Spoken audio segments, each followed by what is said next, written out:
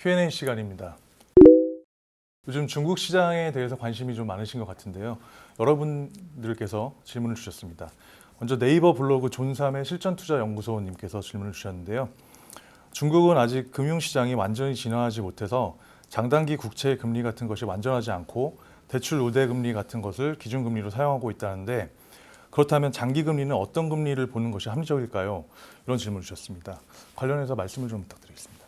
채권 시장은 주식 시장보다 훨씬 좀 늦게 발달하는 시장입니다. 주식 시장은 어떻게 보면 굉장히 좀 처음에 도입하기 굉장히 간단해요. 그래서 거의 대부분의 나라들이 뭐 경제나 금융시장의 발전 단계와 좀 무관하게 주식 시장이 만들어지는데 개인들이 소액가지고 투자를 하다 보니까, 그리고 이게 올라가면 주가가 엄청 올라간다고 생각을 하잖아요. 그러다 보니까 이제 이런저런 조그만한 개인들의 돈들이 주식시장에 들어옵니다. 근데 채권시장은 해봤자 얼마나 벌겠느냐라는 생각이 기본적으로 있죠. 그러다 보니까 개인들의 자금이 잘 안 들어올 뿐만 아니라 예금으로 들어가 버립니다. 그리고 이제 여기는 채권시장 계속 거액의 자금들이 필요해요. 기업들이 돈을 한꺼번에 많이 빌리고, 그리고 경제 규모가 커감에 따라서 계속 더 많은 돈을 빌려가는데, 이런 채권 시장이 여기서 채권 시장이 형성되려 그러면 이게 이제 채권에 투자하는 이런저런 기관들이 돈을 많이 쌓아야 되겠죠. 뭐 가령 뭐 은행뿐만 아니라 우리가 보통 이금융기관이라고 이야기하는 거 증권사나 뭐 아니면 자산운용사 이런 데로 돈이 좀 많이 모여 있어야 되고, 그다음에 이런저런 상호펀드들 뭐 이런 식으로, 그리고 연기금, 보험사 이런 금융기관들이 굉장히 많이 발달해 있어야지 여기서 채권을 사는 거거든요. 근데 중국은 아직 그 단계라고 보기는 어렵습니다. 그러니까 국채 거래의 거의 대부분은 은행에서 이루어진다고 봐야 되고, 은행도 사실 그렇게 돈이 없어요. 은행도 사실 그렇게 돈이 없고, 예금으로 뭐 대출하고 그다음에 국채 살 만큼의 돈이 없고, 중앙은행이 그 돈을 빌려줘서 그거 가지고 국채를 산다고 봐야 됩니다. 그러다 보니까 국채 금리도 우리가 다른 이제 한국이나 미국이나 다른 시장에서 보는 것처럼 시장에 의해서 가격이 결정된다기보다는, 금리가 결정된다기보다는 중앙은행에 의해서 금리가 결정된다고 보는 게 맞겠죠. 그래서 최근에도 이제 어떻게 보면은 10년짜리 중국의 10년짜리 국채 금리가 올해 좀 떨어졌다가 바로 올라갔는데, 이걸 어떻게 볼 것이냐, 중국의 장기 금리가 시장 금리가 올라갔다는 걸 어떻게 볼 것이냐. 금리가 낮은 걸 원치 않는다는, 이 시장에서 금리가 너무 낮아지면 지금 중국은 핵심적으로 하고 있는 사업이 뭐냐면 필요한 달러를 채권 시장을 개방해서 들어오게 하는 지금 그 단계에 들어가 있습니다. 중국은 뭐 주식 시장이야 이미 개방이 어느 정도 되어 있는 상태고, 이번에 채권 시장을 통한 달러와 유입을 촉진하고 있는 그런 상황인데, 금리가 너무 낮아 버리면 투자 매력이 없다라는 것이죠. 그래서 이제 금리를 떨어지지 않고 좀 올라가게 만들어 놓은 상태고, 그래서 이제 외국인들이 돈이 들어와서 이 채권을 사고, 그러면 지금 이 채권을 갖고 있는 건 은행들밖에 없기 때문에 이게 시장 가격이 어떻다라고 이야기하기는 조금 어렵습니다. 아직까지 굉장히 어려운 나라고, 그게 이제 외국인들이 들어와서 좀 뭐 이런저런 관계가 다른 사람들이 좀 가지고 거래를 활발하게 해야지만 가격이 있다고 봐야 되겠죠. 그런 단계로 보게 되면 중국의 금융시장, 특히 채권 시장은 우리나라 단계로 본다고 한다면 90년대 초반, 아직까지 저는 그렇게 봅니다. 중반쯤 됐나?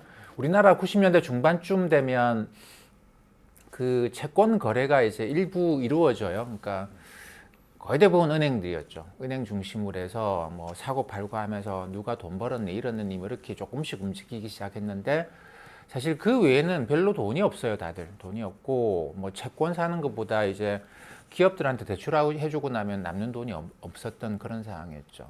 그래서 아직까지는 그런 단계가 아니겠는가. 그래서 뭐 중국의 채권시장 개방이나 굉장히 중요하게 보긴 해야 되겠습니다만, 그 금리를 갖고 미국이나 한국처럼 분석할 수 있는, 아직까지는 그런 건 아니라고 생각합니다. 장단기 금리차 분석하는 것도 아직까지는 아니라고 생각을 합니다. 네. 거시적인 관점에서 봤을 때 이제 중국이 미국을 뛰어넘어서 전 세계에 가장 큰 영향을 끼칠 나라가 될 것이다, 이런 의견들이 많은데, 이런 의견들에 대해서는 어떻게 생각하십니까? 이미 그렇다라고 이야기하는 것도 있어요. 가령 IMF 같은 곳에서 나오는 경제 숫자들을 보면 전 세계 경제가 GDP가 가령 뭐 1년 동안에 1조 달러가 증가했다.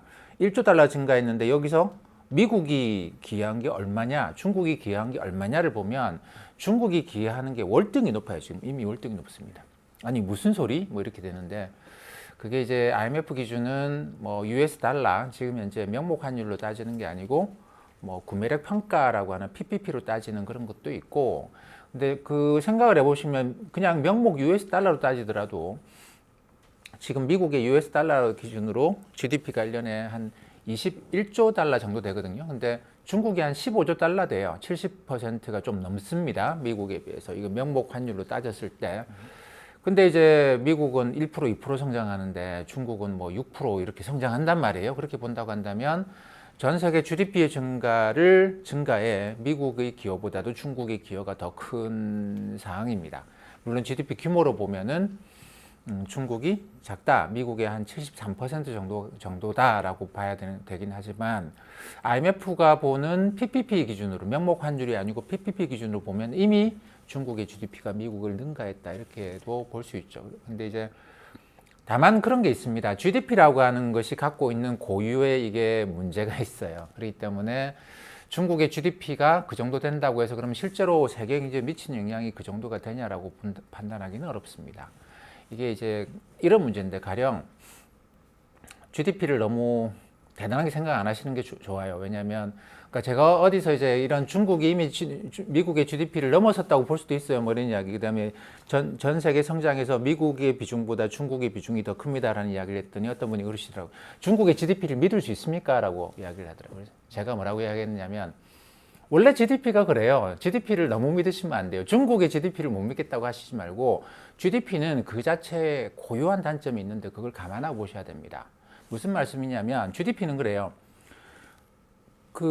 아무도 그 건물에 들어가서 일할 그런 사람들도 없고 거기 들어가서 살 사람도 없는 그냥 빈 건물 하나 지어도요. GDP는 올라갑니다. 빈 건물 하나 지어도. 근데 미국 같은 이런 이제 시장 경제에서는 그런 건물을 지을 이유가 없겠죠. 그렇기 때문에 그런 건물 안 짓는데 중국은 짓는단 말이에요. GDP 목표를 딱 두고 그 GDP 성장률을 맞추기 위해서 아무런 그 사람이 없는데도 그냥 유령 도시도 만드는 곳이거든요. 그리고 또 뭐 그렇습니다. 그러니까 공장을 만들어서 생산 활동이 안 일어나는 공장을 굳이 미국 같은 시장 경제에서는 안 짓겠죠. 하지만 그걸 지어 놓으면 공장이 안 돌아가도 공장 지으면 GDP가 올라갑니다. 그렇기 때문에 이게 이제 시장성이라고 하는 게 평가를 해야 되는 그걸 어떻게 평가하겠습니까? 그렇기 때문에 GDP는 고유한 단점이 있어요. 그래서 GDP만 갖고 미국보다 중국이 세계 경제에 미치는 영향이 훨씬 더 크다 이렇게 판단하기는 그거는 어렵고요. 근데 이제 여러 가지 다른 것들을 감안해 봐야 되는데 무엇을 감안해야 되느냐 이게 객관적인 기준이 없습니다. 그렇기 때문에 논란이 상당히 좀 많은 부분인데 그래서 뭐 미국이 경제력이 뭐 얼만큼이다 중국이 얼만큼이다 이렇게 따지는 것 자체가 그냥 좀 굉장히 애매한 것 같아요. 근데 제가 볼 때는 그렇습니다. 미국의 성장은 전 세계, 미국은 소비하는 나라고, 그러다 보니까 미국의 성장은 70% 이상이 소비에서 나오거든요. 근데 잘 아시다시피 미국은 사실 제조업이라는 게 GDP에서 또 10%밖에 안 돼요. 10%가 채 안 됩니다.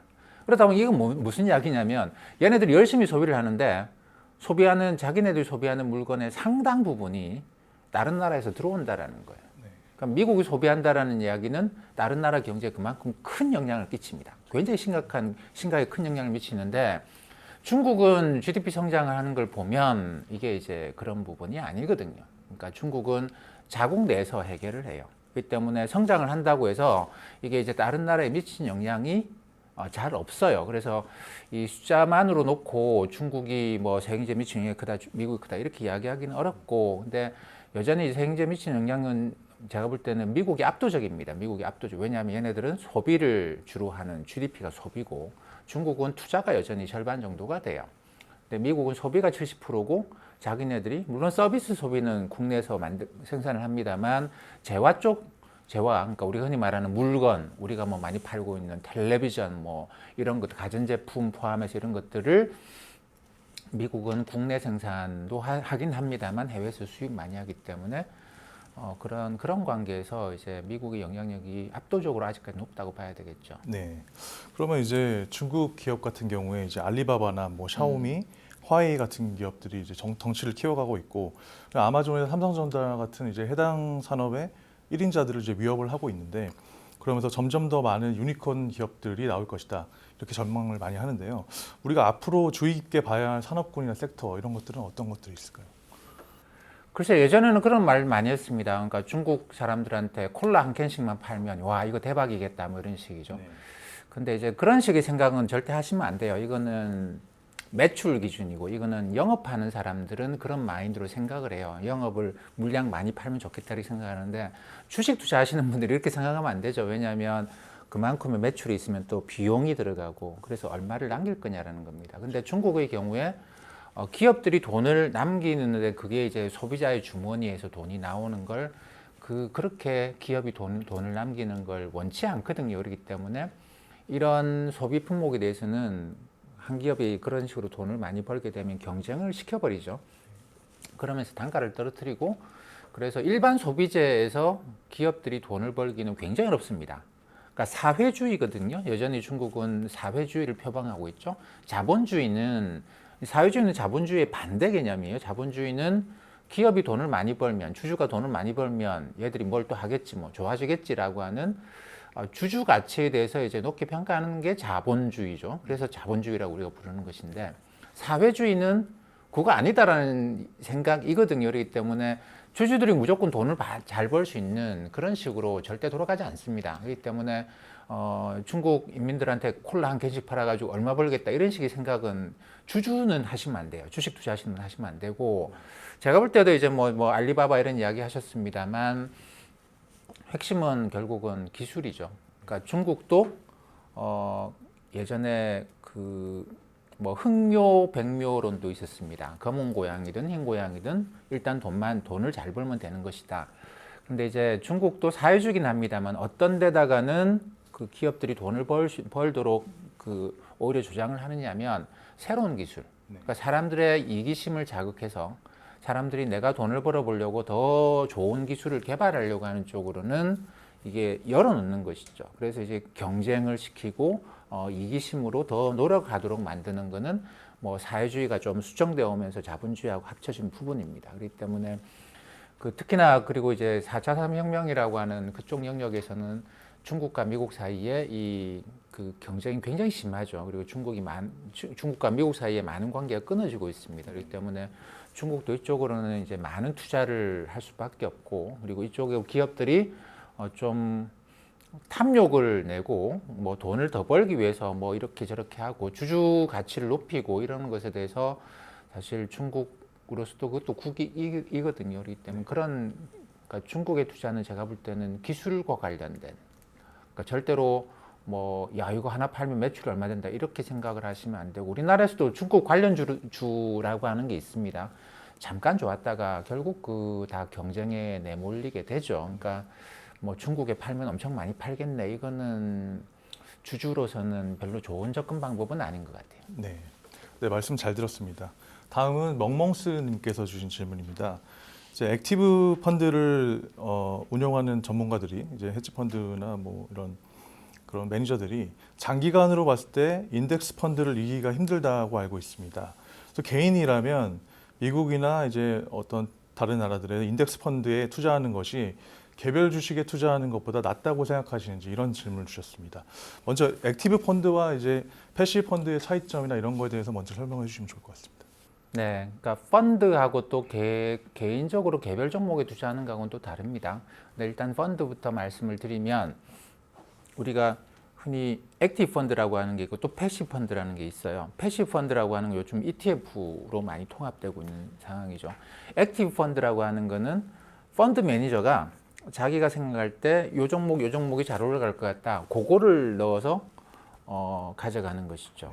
이런 식으로 하는 거죠. 패시브 펀드라고 하는 거는 그냥 뭐 코스피에 맞추자 또는 S&P 500에 맞추자 이렇게 이제 대형 지수에 맞춰서 그냥 그 지수대로만 운용을 하는 걸 요걸 뭐 패시브 운용이라고 하고 요걸 이제 펀드 매니저가 자기의 주관에 따라서 적극적으로 종목을 뭐 바꿔가고 코스피와 좀 무관하게 움직이도록 하는 게 액티브 펀드라고 하는데 뭐 펀드 매니저가 역량이 있겠지 뭐 정보가 있겠지 생각하고 예전에 이 액티브 펀드 쪽으로 많이들 갔었어요. 그러니까 특히 1990년대는 그랬죠. 근데 이게 이제 뭐 2000년대 들어오면서부터 이 액티브 펀드가 그 도전을 받기 시작합니다. 과거 데이터를 돌려보니 이 액티브 펀드들이 펀드 매니저가 잘한다고 그랬는데 주가지수만큼 못 버는 애들이 대부분이더라. 그러니까 주가지수 이상으로 버는 애들이 전체 액티브 펀드의 20%가 채 안 된다라는 겁니다.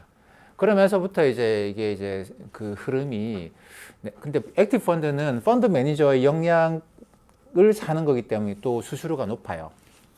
가령 패시브가 1년에 1% 정도의 수수료를 낸다고 치면 이 액티브 펀드는 2% 또는 뭐 잘한다 2.5%씩도 수수료를 받고 하더란 말이죠. 그래서 이거 수수료도 나가는 것도 그만큼 못한다라고 해서 갈수록 흐름이 이쪽으로 옮겨가고 있죠. 그래서 요즘은 액티브 펀드가 상당히 많이 위축이 되어 있는 상태입니다.